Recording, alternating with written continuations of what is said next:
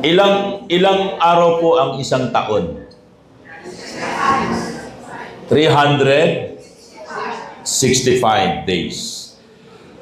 Ilang beses po kayo kumakain sa isang araw?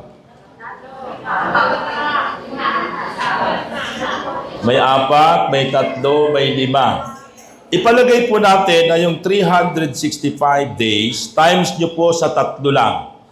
Kasi nagda-diet na yung iba. Yung mga mataba na katulad ko ay huwag na pong isama yung pang-4, pang-5, pang-6. 365 days times 3 na kain ay ilan? Ilang kain po sa loob ng isang taon? 1,095. 1,095 kayong kumain sa loob ng isang taon.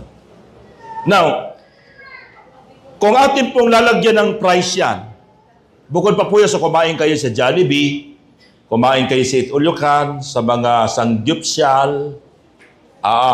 Kung bibigyan natin ng price na pinakamababang presyo po, sa loob ng isang araw, sa isang beses kang kakain, halimbawa sa isang kainan, ay palagay nating 50 pesos po ang budget.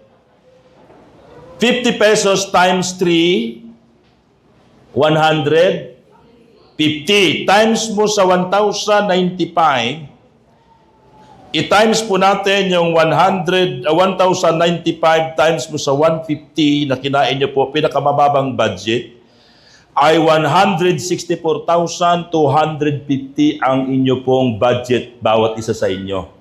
Sa loob ng isang family, kung kayo po ay 5, times nyo po yung 164,250, times nyo po sa 5, ang budget nyo po sa loob ng isang family na may 5 membro ay 821,250. Ang sahod nyo po, divide nyo po sa 12, ang 821,250, kaya na kailangan po makapag-produce po kayo o na-produce po sa inyo ng Panginoon 68,437.5. Kung isuma total natin lahat ng inyong kinain sa labas, sa pamamasyal, sa Itulukan, pati yung mga nanlibre sa inyo kapatid, aabot po ng 1 million mahigit ang budget nyo po sa isang taon, sa isang family. Ay, pastor, ang sweldo lang ng mister ko ay ganito lang, minimum lang kami. Yun lang kasi yung nakita mo. Hindi mo nakita kung paano provide ng Lord ang pangangailangan. Amen ba mga kapatid? So doon pa lang po yan sa pagkain, hindi pa kasama dito yung ininit mo ng tubig, hindi pa kasama dito yung nilanghap mong oxygen, hangin araw-araw kapatid, mga pagpapalang hindi mo naalaala minsan, hindi mo nakwenta minsan, hindi mo napapansin ang provision ng Panginoon sa buhay mo. Bakit? Kadalasan po sa tao, kadalasan sa atin, mas nakafocus tayo sa ating need araw-araw kaysa sa magkwenta tayo or kaysa tignan natin, ano bang ginawa ng Diyos sa buhay ko?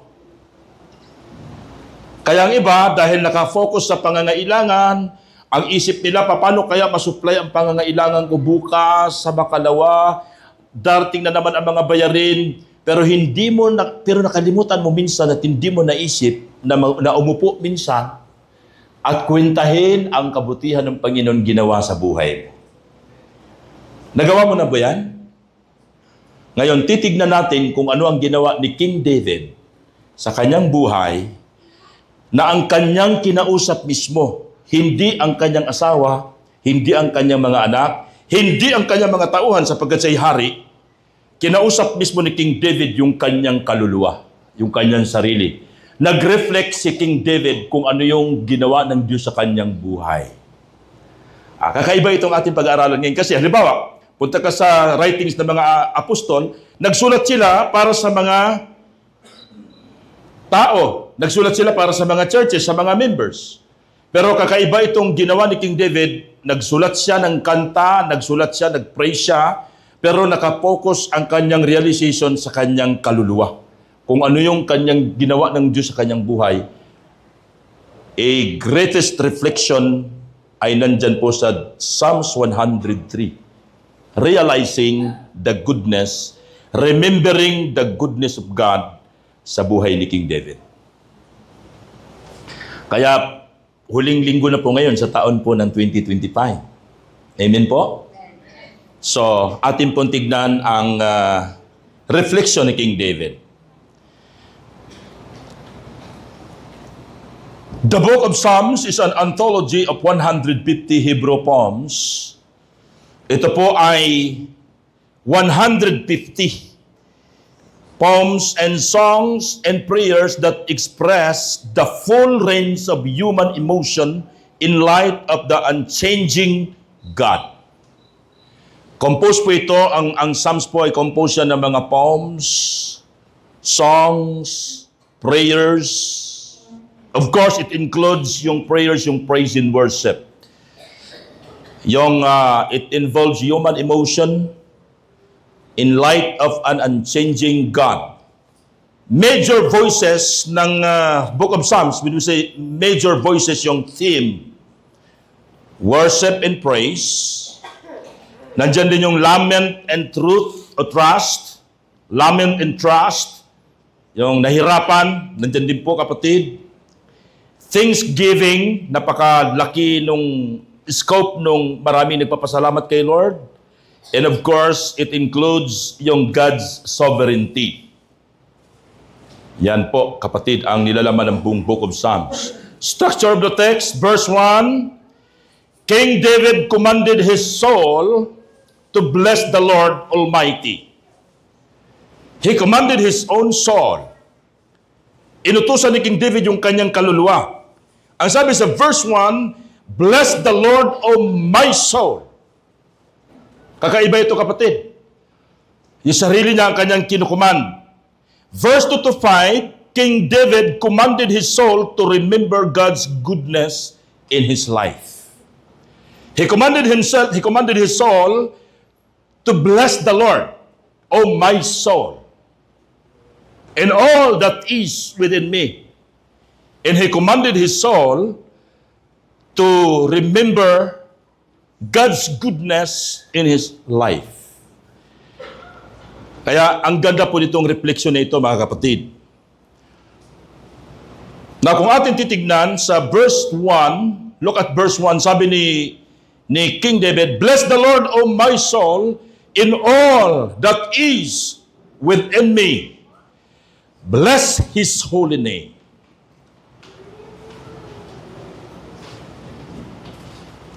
Marami kasing lumalapit kay Lord na hindi blessing yung dala.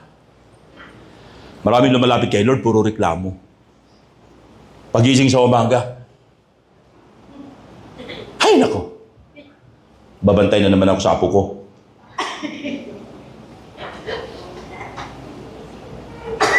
Naisip mo kagad, sino ba darating sa bahay ngayon? Ay nako, yung Bombay pala. Araw-araw pala yun. Puro reklamo ka, kapatid. Ano ba yan, ma? Sardinas na naman. Pero na-realize nyo ba? Yung iba, nilalang lang ang sardinas. Bago makarating sa table mo yan, sa plato mo yan, kapatid, ang daming prosesong pinagdaanan yan. Ilang taong ang Diyos na gumamit ng tao para mabuo ang sardinas. Binuhay ng Lord ang mga tamban dyan sa karagatan, kapatid, na walang sino mang kumpanya na nagpapakain sa buong karagatan. Kusang lumalaki ang mga isda. Walang sino mang company na nagpapakain sa karagatan. Sino nagpapakain sa mga isda? Si Lord. Hinuli ng barko ng mega sardines. Hindi pa ako endorser ng mega sardines. Kumakain lang po ako. Nung hulihin, kapatid, pinutulan ng ulo, grabe ang ginawa niya, tinanggal ng mga talaga. Ang dami pong process na ginawa. Namitaas ang mga taga Baguio City ng mga kamatis para lang may pangsarsa sa sardinas. E nung mabuo na po yung sardinas, kapatid, nirepack, dineliver, napunta sa mga tindahan, napunta sa grocery, napunta sa Pure Gold, napunta sa Save More. Pagdating sa Save More, kapatid, sumweldo ka lang, talaga namang bumili ka lang ng sardinas. Pag hinain mo sa hapagkainan, ang sasabihin mo, sardinas na naman. Instead ang sabihin, Lord, thank you for the blessing. Amen. Amen. Salamat sa pagpapala, Panginoon. Si King David, pag lumalapit kay Lord, sabi niya, bless the Lord, O my soul. Ilan sa inyo, pag gumigising ng maaga, ay nagpapasalamat agad kay Lord? Nakadipa ang kamay. Ako, pag gumigising ako ng umaga, sabihin ko kaagad, Lord, salamat sa pagpapala sa araw na ito, magkakapera ako. Sino sa inyo nagdideklara ng ganyan?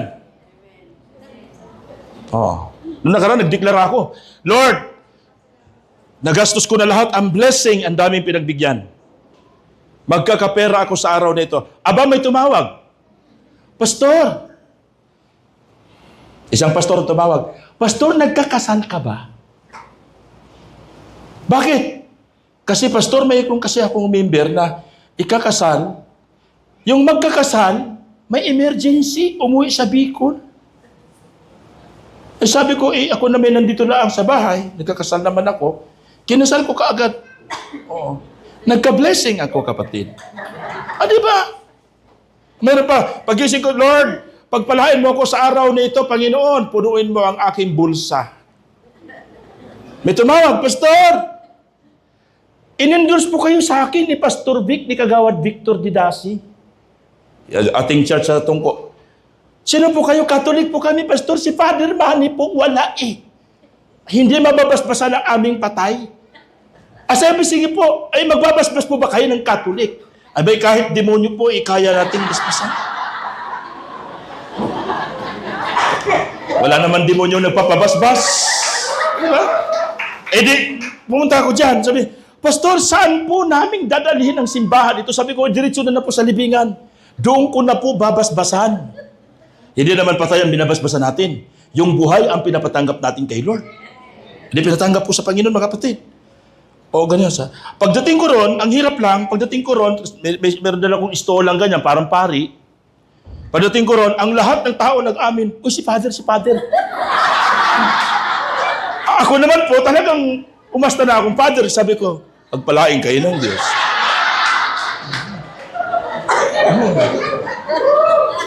Ayun lang. Di pagkatapos ng libing, Father, salamat po. Di man tayo maasang bibigyan tayo, pero maasa tayo pagpapalain tayo. Aba, sabi, Father, pasensya na po. Ito sana ay kay Father Manny, ng tungko. Pero sa inyo na namin ibibigay. Nagbibigay po ba kayo sa opo, Father. Sa inyo po yan. Siyempre, ako naman habang bumabiyahe, excited na akong tignan. Kano kaya ito? Galing sa Catholic, ha? Oo. Pagdating ko dyan sa Save More sa Moson, tinignan ko, aba, 9,000? Sabi ko, mahal sila magbayad sa patay, ha? Sa amin, libre lang.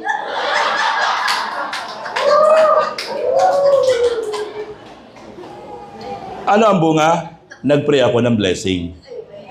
Amen ba, mga kapatid? Mag-pray kayo ng blessing. Pero sabi ni King David, not only, Lord, bless me, but si King David, sabi ni King David, Lord, oh my soul, bless the Lord, oh my soul, in all that is within me. Dapat yung lahat na nasa sayo, sabi ni King David, lahat ng nasa akin, dapat mag-bless kay Lord yan. Can you say amen? Amen. Yan. Lahat na nasa akin, dapat mag-bless kay Lord. In verse 2, bless the Lord, O my soul, and forget not all His benefits. Ganda na binanggit dyan, benefits eh. Bless the Lord, O my soul, and forget not all His benefits. Maraming mga tao nakakalimot sa mga benepisyong binibigay ng Lord sa kanya araw-araw. Mas may panahon sa karereklamo, may panahon sa kaiisip, anong mangyayari, anong gagawin. Walang panahon mag-isip, ano kaya mga benepisyong binigay sa akin ng Lord? Ang daming benepisyong binibigay sa atin si Lord. Amen? Imaginin mo, kung inyo pong babalikan ang creation account ng Panginoon sa tao, alikabo ka lang eh.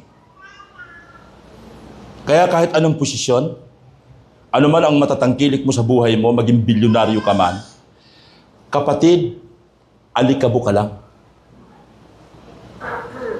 Alikabok na binigyan ng Lord ng buhay. Alabok na binigyan ng Lord ng lakas. Alabok na binigyan ng Lord ng wisdom. Ng iba kasi pag naka Rolls Royce na, kala mo hindi na sila alabok. Nagmamalaki pa. Kaya ko po binili yan kasi sa payong. Ang hirap ng ganun. Oh? Galing ka sa marangyang buhay, tapos matutulog ka ngayon sa sopa na ang daming ipis, ang daming daga. Pinakikita lang ng Diyos, kapatid, na ang tao walang natatangkilik ng hindi galing sa Kanya. Amen ba mga kapatid? Hindi ka pwede magmalaki. Kahit pa ordinahan si Pastor Robert ng bishop o papa sa Roma, wala tayong ipagmamalaki, kapatid. Bakit? Ako ay alabok lang. Kahit yumaman ka pa, kapatid, alabok ka lang. Na binigyan ka ng buhay, binigyan ka ng wisdom, binigyan ka ng lakas, binigyan ka ng kagandahan at kagwapuhan. Kaya pwede mong sabihin, "Bless the Lord, O my soul." Yung dalaga natin ngayon, ang lakas mag-amen eh. Oy, sa mga singles po, dalaga na si Pastora Estela, ha? Oo. May usapan na kami niyan. Oo. Kapag kakasal ko siya, ang bayad ay nakadepende sa edad nung mapapangasawa. Kung mag-asawa siya ng 70-year-old, 1,000 lang, Pastora, pero per year, may 70,000 na ibabayad sa akin yan.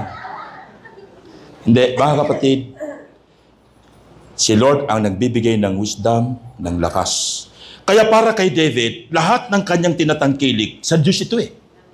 Kaya dapat lahat ng tinatangkilik ko, dapat magbibigay kaluwalhatian ang aking kaluluwa sa Diyos na buhay. Sa anak mo, magpapasalamat ka. Lord, salamat sa anak ko. Kahit na hindi ko kamukha, gwapo siya. Salamat, Panginoon, sa asawa ko. Kahit madaldal, grabe naman ang lambing niya sa akin sa gabi. Dapat magpasalamat ka kay Lord eh. Salamat, Panginoon, sa asawa ko. Kahit medyo amoy paniki na minsan. Pero malambing siya, nagsusupply ng aming pangangailangan. Amen!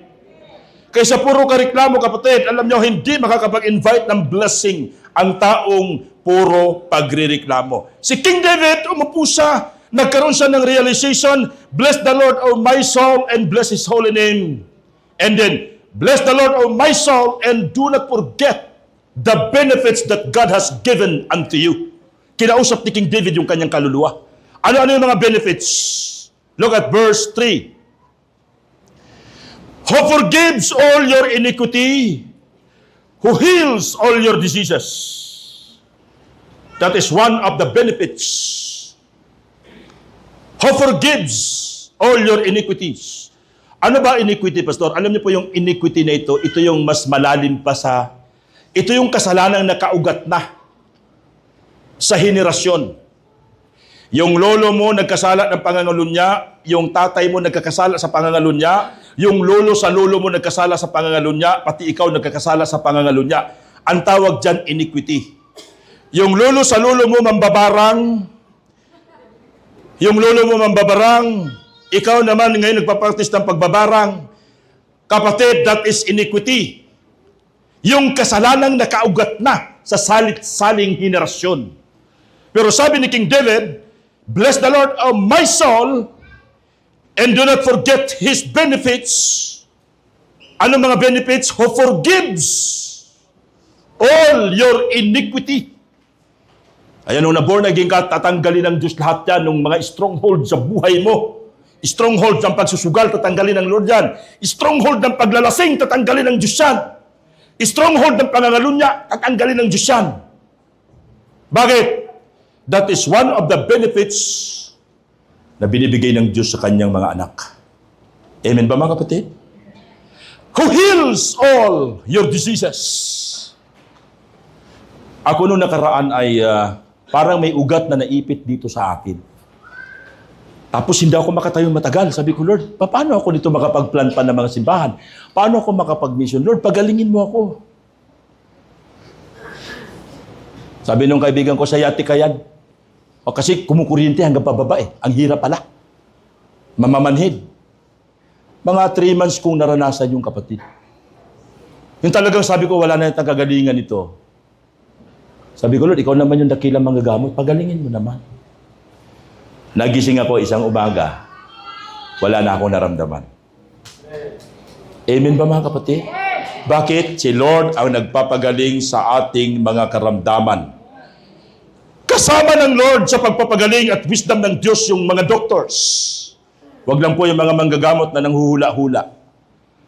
Mayroong sa demonyo yan. Sabi roon, who heals all your diseases. Mga kapatid, minsan masyado kang conscious sa sarili mo. O may nararamdaman kang kunting bukol. Naku, may bukol ako. Anong stage na kaya ito? Nilagyan mo na agad ng stage. Sabi mo, bukol, lumayas ka in Jesus' name. Huwag mo na intindihin. Amen ba mga kapatid? Si Lord ang magpapagaling sa lahat ng iyong karamdaman.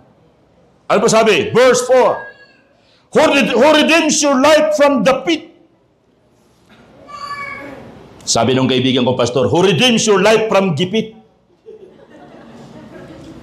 Yung redemption, kapatid, yung pagliligtas ng Panginoon sa mga kadilikaduhang bagay, yung salvation na binibigay ng Diyos sa iyo, yung mayroon kang assurance of salvation, may kaligtasan ka, mayroon kang protection na galing sa Panginoon, kapatid, niredeem ka ng Lord, binuhay ka ng Panginoon, binago ng Diyos ang buhay mo. That's the word redemption. Dati kang wasak, pero inayos ng Lord ang buhay mo. Sinasabi ni King David sa kanyang kaluluwa, ito yung mga benefits. Who redeems your life from the pit, who crowns you with steadfast love and mercy. Imagine niyo po kapatid, gaano katindi ang realization ni King David na hindi ka lang ng Diyos iniligtas, ni-redeem. Kinurunahan ka ng Lord ng kanyang matinding pagmamahal. Wow! Ang ganda nung ginamit niyang word. Who crowns you with steadfast love. When you say steadfast, immovable, hindi kayang matinag.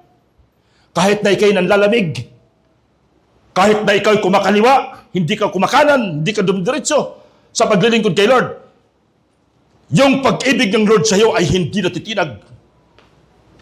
Minsan matigas ang ulo mo, hindi natitinag ang pag-ibig ng Lord sa buhay mo. Amen? His steadfast love and mercy. Kinurunahan ka ng Panginoon. Imagine niyo po, nakakuruna sa'yo. Nakapulupot sa ulo mo ang pag-ibig niya na hindi kayang tinagin. Yung kanyang habag. Verse 5, sabi diyan, who satisfies you with good, so that your youth is renewed like the eagles. Wow! Who satisfies us?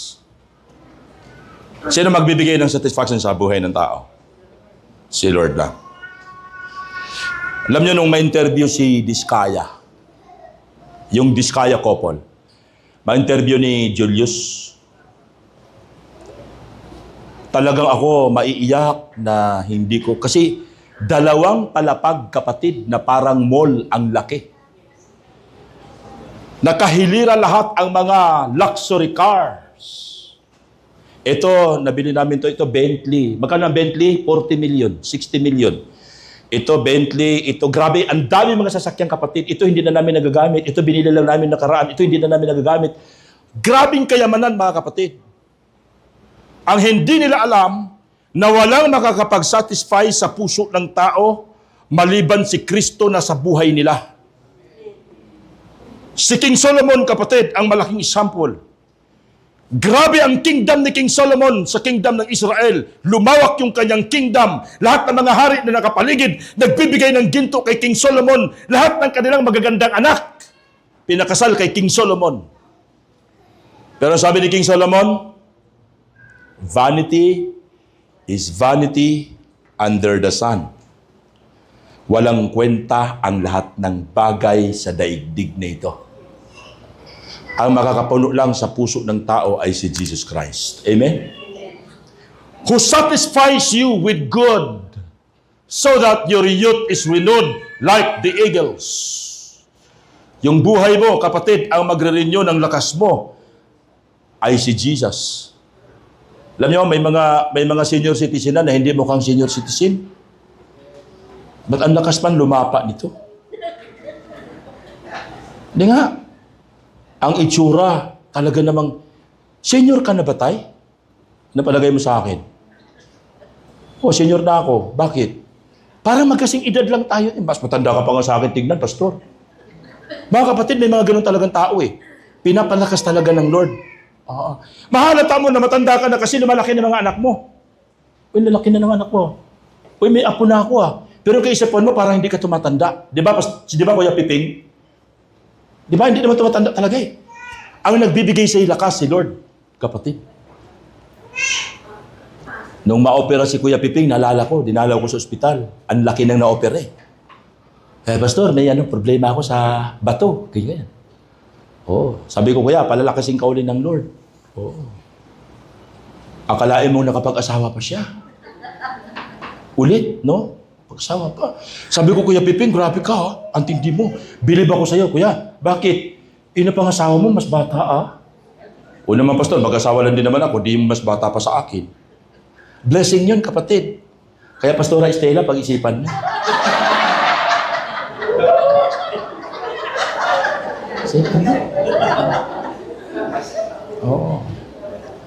Ang makakapag-satisfy sa buhay mo, next year na raw. Ay, may balak pa. Ang makakapag-satisfy sa buhay mo ay hindi pera. Ang pera ay good. Ang makakapag-satisfy sa buhay mo, kapatid, yung mga bagay, mga good things na yan, ang makakapag-satisfy sa iyo, hindi pera, hindi kung ano-ano. Alam mo, bilib ako sa mga anak na kahit malayo na sa ibang bansa, umuwi sila para sa pamilya nila. Bilib na bilib ako doon. Sabi ko nga, di bali mawalan ako ng ano pa mang mawawala sa buhay ko, wag lang mawala ang aking relationship sa tao, sa mga mem. Di bali mawalan ako ng ministry, sa totoo lang. Di bali mawala na ang pagka-bishop ni Pastor Robert. Wag lang masira ang relationship ko sa aking anak, sa aking asawa, sa kaila Pastor Boy, sa lahat ng aking mga members. Mas mahalaga ang relationship, lalo na sa Diyos, kapatid.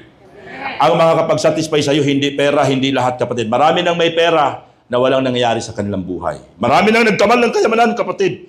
Kahit yung mga conquerors, sila Napoleon, kapatid, sila Alexander the Great, nasakop nila ang buong Africa, ang Asia, at ang Latin America, South America, kapatid. Nasakop na mga great conquerors na ito.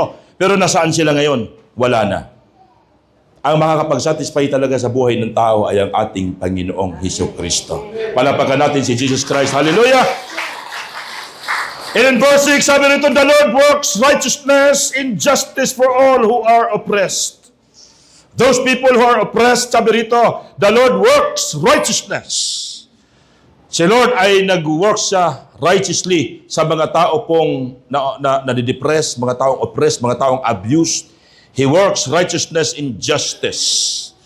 Kaya nararapat lang ng Panginoon ay dapat bigyan ng papuri at luwalhati ng iyong kaluluwa. Amen ba, mga kapatid? Praise the Lord. This is our outline. Ito ang ating titignan, mga kapatid. Ang sabi sa verse 3, who forgives all iniquity, who heals all your diseases. Makikita natin dyan, God forgives all your iniquity. At ang sabi, God heals all your diseases. All your diseases. Sabi ni Nanay Rosita noong nakaraan, Pastor, hindi po ako makadumi, Pastor. Ipagpipray kita. No, Pastor, magpapacheck up ako. Naku, nung lumabas yung result, parang stage 4 na yata, colon cancer. Pastor, ganito siya, namumutla. Pastor. Sabi ko, Nay, yung stage 4 na ganyan, sa hospital lang yan. Si Lord ang may hawak ng stage play. Ang buhay niya po hawak ni Lord. Pagagalingin po kayo. Huwag naman yung pag lumapit sa inyo may sakit parang sasama ang mukha. Yung ngitian niyo po, Nay, pagagalingin po kayo. Nay, dedikado yan, Nay. 3 buwan ka na lang. Huwag naman, bakit hindi naabutin 3 buwan? So, ipakita natin sa kanya na may pag-asa. Bakit? Ang Diyos natin pinaglilingkuran, God heals all your diseases. Kaya pag kayo po ay may naramdaman, isipin niyo po palagi na si Lord ay manggagamot. Huwag naman yung huwag ka nang pumunta ng ospital. Magpatingin ka rin para makita mo yung wisdom ng ating Panginoon. Amen? Si King Hezekiah nga, nagkabukol. Ano ang pinagamot ni King Hezekiah ng Diyos kay Isaiah? Ano ng igos, tinapal? Gumaling si King Hezekiah. God heals all your diseases. Number 2, sabi rito, number 4, verse 4, who redeems your life from the pit, who crowns you with steadfast love and mercy. God redeems your life from the pit. God crowns you with His steadfast love. Ganun po ang ginagawa ng Panginoon, the benefits, the goodness of our God. God is the source of all kinds of blessing. Verse 5, who satisfies you with good, so that your youth renewed like the eagles. God satisfies you with good things. He is the source of all kinds of blessings, and He will satisfy you with good things. Kaya, pag may blessing, i-enjoy niyo po ang blessing. Huwag sa kasalanan. Enjoy niyo po. Kung pa-tricycle lang kayo, mag-grab din kayo paminsan-minsan. Yes po. Kumain din kayo sa mga steak na mga masasarap. Mamasyal din kayo kung may pera. Huwag niyong hayaan ang inyong pera sa bangko ay nabubulok. Nabubulok ba pera sa bangko? Mag-enjoy din kayo, kapatid. Kasi si Lord ang nagbibigay ng satisfaction sa iyo. Sabi rito, message from the text, God is the righteous, God is righteous and just. Why God is righteous?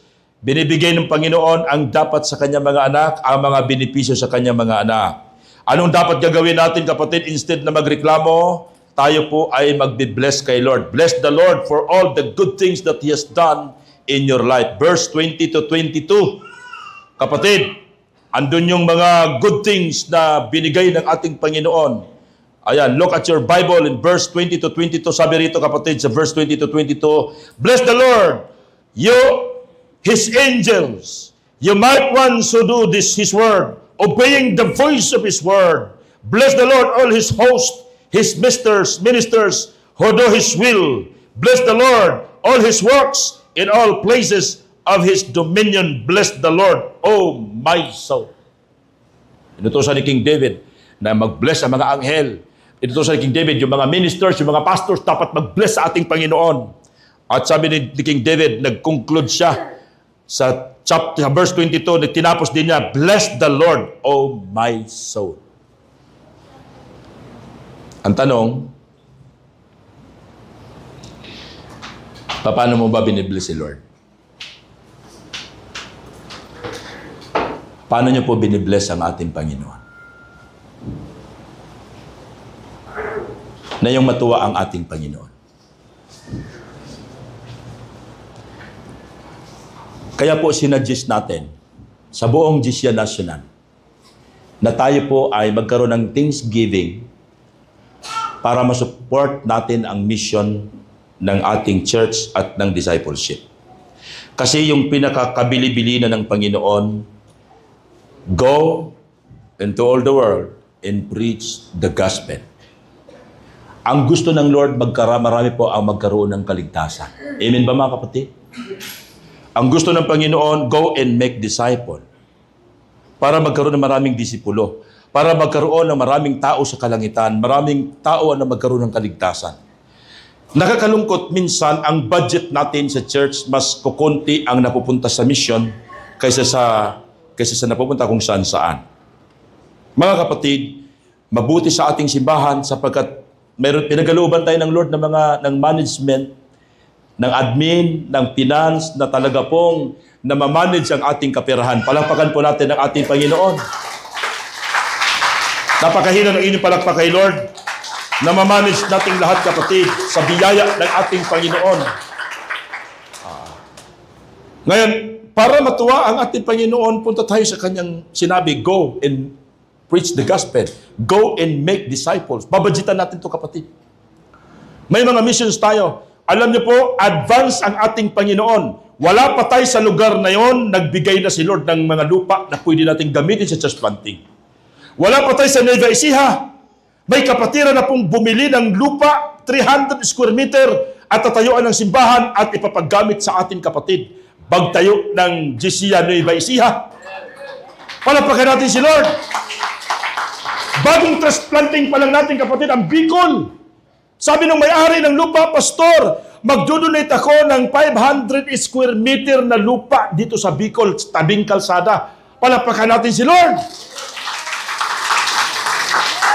Ang ating simbahan sa San Ildefonso, kapatid, palipat-lipat tayo doon kung saan-saan. Sabi ni Pastora Ninit, Pastor, hindi na natin kaya mangupahan. Inabutan pa tayo ng pandemic. Sabi ko, ang Diyos ay magpo-provide, kapatid. Binigyan tayo ng isang building ng lupa at ngayon po naka-air condition ang ating simbahan sa San Ildefonso. Palapakan natin si Lord, mga kapatid. Sabi ni Pastor Edwin, ating pastor na tinalaga sa Pampanga, tumawag sa akin, Pastor, ay baka po ako'y gusto ng ninyong palitan dito sa Pampanga. Ay bakit kapatid? Kasi po 6 na lang ang member dito, Pastor. Anong dahilan? Siguro, Pastor, dahil simbahan natin pangit. Kapag nakita niyo po ang simbahan natin sa Pampanga, maaawa po kayo. Sawali po, kawayan ng ating pong simbahan. Ang mga tao sa paligid, naglalakihan po ang mga bahay, milyon ang halaga ng mga bahay. Pastor, kubo kasi ang aming bahay, ang ating church, sawali. Sabi ko, Pastor Edwin, naglilingkod tayo sa buhay na Diyos. The Lord will provide. Nakatagpo ng trabaho ang kanyang anak. Kumita ng milyon. Nakapagpatayo si Pastor Edwin ng 3 million na halaga ng bahay. Palapakan natin si Lord! Pero naiwan pa rin ang simbahan. Ang lalaki ng bahay ng mga members. Sabi nung isang pinagaling, yung asawa pinagaling sa kanyang cancer, kapatid ni Ate Tek, asawa ni Pastor Ray, Pastor, yung bahay namin, ipapagamit namin, Pastor, sa gawain ng Panginoon, para wag na dyan sa sawali. O sige po, Ate Tess, dalawin po namin. Dinalaw namin, kapatid, ang ipapagamit doon sa likod, yung dating kulungan ng mga itik. Sabi ko, sige, dito na tayo. Aayusin na natin to. Sabi ng mga kapatiran, Pastor, ayaw namin dyan. Pangit yan. Sabi ko, manalangin muna tayo ng 1 linggo. Prayer and fasting. Wednesday pa lang, tumugon na si Lord. Sabi ng Lord, may lupa na kayo na dinonate, tabing kalsada, ba't hindi na lang yun ang inyong patatayo ng simbahan? Tinanong ko si Pastora Ninette, Pastor Edwin, magkano budget natin, Pastora, dyan sa building? 70,000, Pastor. 70,000, ano mangyayari sa 70,000? Tatambakan pa yung kapatid, ang laki ng gagastusin. Pero sabi ng Lord, go. Tayo ninyo. Kapatid, sa loob ng 1 taon, kasi balak namin dati yung plano natin doon, 1 poste sa 1 taon. 1 poste sa 1 taon. 1 taon lang patid, natapos ang simbahan. May malaki tayong simbahan ngayon sa Pampanga, glory to God. Namangha ang lahat. Imagine niyo po, na-born again ang kapitan, na-born again ang pamilya ng kapitan. Ang mga kapatiran doon na kapag abroad sa Australia, kapatid, nagpapadala. Imagine niyo po sila ngayon ang nag-top sa ating tithes and offering sa buong GCA Nacional. Dating wala pang 200 pesos ang offering. One time, nag-preach po tayo doon, kapatid. Pumunta ako, sabi nung mga nagbibilang ng pera, hasta himala. O, bakit? Pastor, grabe ang pera. 70,000, may nagbigay 80,000. Pastor, grabe. Ngayon po, naka-air condition na po tayo sa Pampanga. May tumawag, Pastor, nakabili kami ng lupa sa Nueva Ecija. Kinabitan na namin, GCA Nueva Ecija. O di ba? Natutuwa si Lord sa buhay natin, kapatid. Dapat natin i-bless ang pangalan ng ating Panginoong Hesukristo. Palakpakan natin ang ating Diyos na buhay. Hallelujah! In conclusion, verse 15, 16, and 17. As for man, this is the realization of King David. As for man, his days are like grass. Tumatagal ba ang buhay ng damo? Ang sabi, ang damo ay matagal, mamatay. Pero sa Biblia, ang damo ay talaga pong, ang grass ay maikli lang. He flourishes like a flower of the field.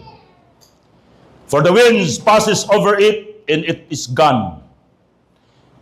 In its place known it no more. Ang buhay ng tao, sabi ni King David, para lang damo yan, na talagang nagpo-flourish ka, pero kinagabihan, kinalaghapunan, wala ng beauty. Yan. Tinangay ng hangin, namatay, kapatid, hindi na maalaala pang muli. Gambon ang buhay ng tao, kapatid. Kung hindi mo ipapagamit ang buhay mo sa Diyos, ang buhay mo ay walang saysay sa daigdig na ito. Kahit yumaman ka pa, kahit magkamal ka pa ng salapi, kahit ang tindi na ng tinapos mo, kapatid, kung hindi ka naglilingkod kay Lord at ang kaluluwa mo hindi nagbibigay ng papuri sa ating Diyos na buhay, walang kwenta ang buhay mo sa daigdig. This is the realization of King David. Verse 17, but the steadfast love of the Lord is from everlasting to everlasting on those who fear Him, in His righteousness to children's children.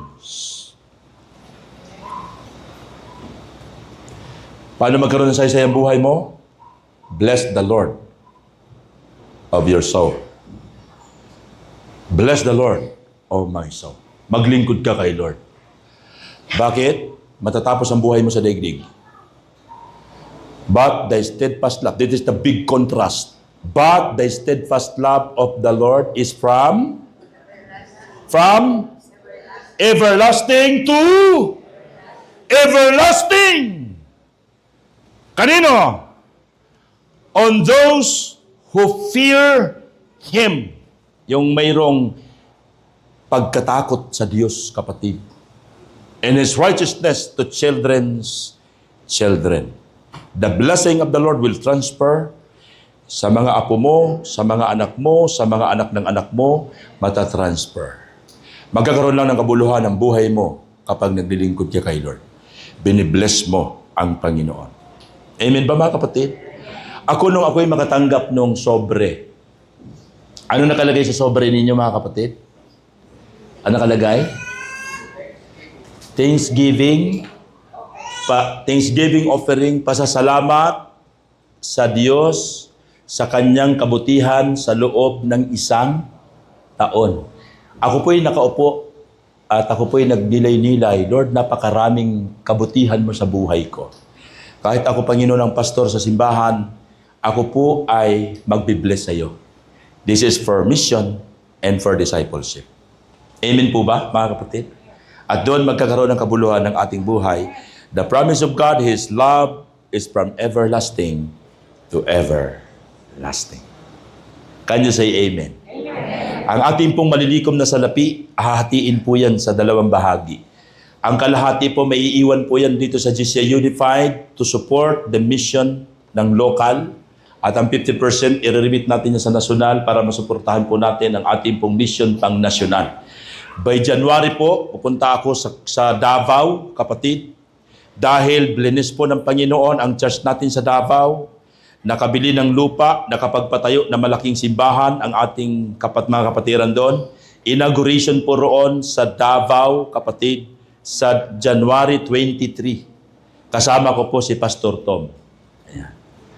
Yung mga assistant pastor natin, sinasama ko na po yan. Si admin po, pupunta ako ng Malaysia po sa June. Baka may isama ko si admin sa Malaysia. Aatin naman po tayo ng leadership training. Kaya po mga kapatid, gumastos tayo sa kaharian ng ating Panginoon. Amen? Kung pupuntahin niyo po, nakain niyo po, no? Kabutihan ng Lord, mga blessing na dumarating sa iyo compare sa hinihingi ng Panginoon sa atin, napakalit na bagay. Can you say amen? Amen? Are you willing to bless the Lord? Amen. Are you willing to worship God? Yan, tayo pong lahat ay tumayo, mga kapatid. Praise the Lord. Mayroon tayong inawit kanina sa huling awit. Worthy is the Lamb. Si Lord lang po ang karapat-dapat sambahin. Day and night, night and day, the incense arise. Siya lang po ang karapat-dapat, kapatid, na sambahin. Hallelujah! Praise the Lord. Let us worship the Lord our God. He is the God of King David. Sabi ng Panginoon, ang alabok ay kaya kong gawing hari. You are blessed by God. Ikaw ay mayaman sa pagmamahal ng ating Panginoon. In this coming year 2026, the Lord will open the windows of heaven and will give you great opportunity. The Lord will use you mightily to help, to support the enlargement of His kingdom here on earth. Hallelujah. The propagation of the gospel is the most concern of our Lord Jesus Christ. Hallelujah. Yes, Jesus.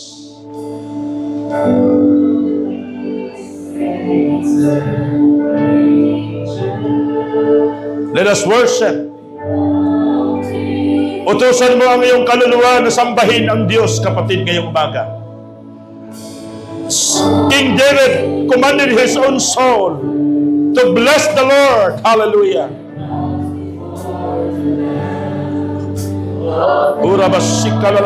Lord. Hallelujah. You're worthy of it all. Hallelujah.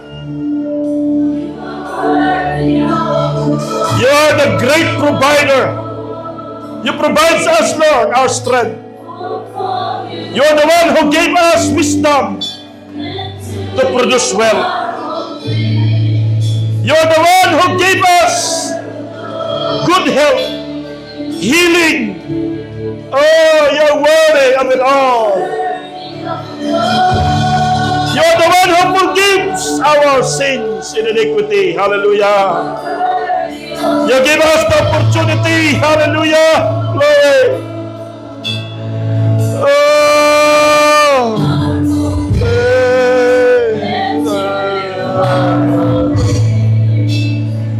You are the present. You're worthy of it all. Hallelujah. Thank you for the blessing that you have given unto our families.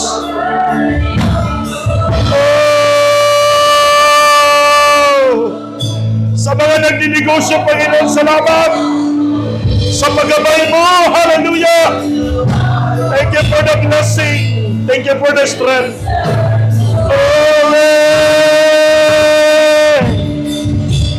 Let us worship the Lord our God. Lift up your hands to Jesus. Oh, bless the Lord of my soul. Bless the Lord of my soul. And all that is within me. Glory. Yahweh. Oh. You deserve worship. Glory. Yes, the Lord. Bless the Lord.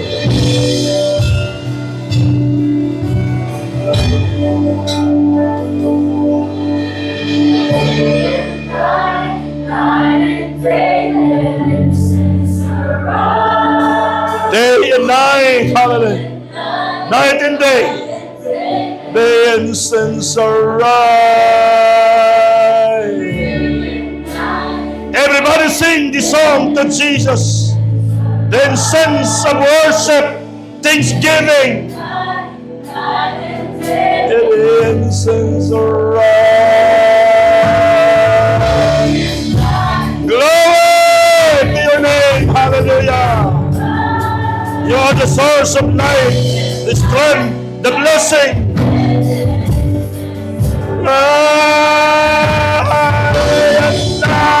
Night and day, the incense arise.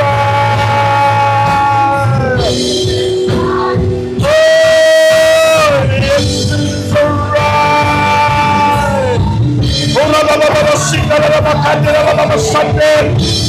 Glory to your name, Jesus. Worship. Oh, my soul.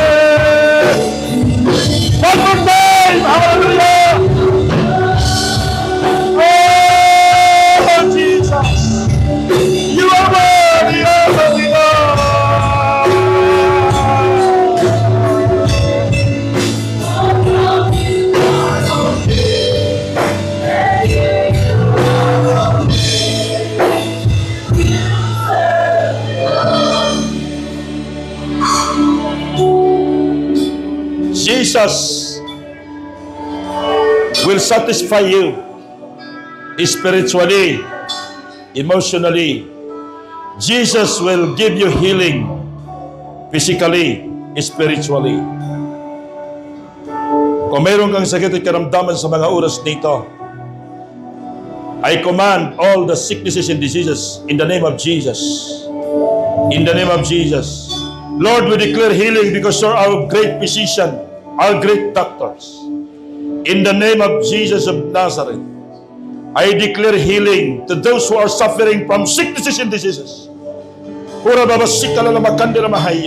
the name of Jesus. Lord, to those who are suffering from financial scarcity right now, in the name of Jesus, in the name of Jesus, receive the miracle signs and wonders. God will work signs and wonders and miracles. Yung 2 tinapay, yung 5 isda, kayang paramihin ng Diyos. God supplied for 40 years bread from heaven to the Israelites.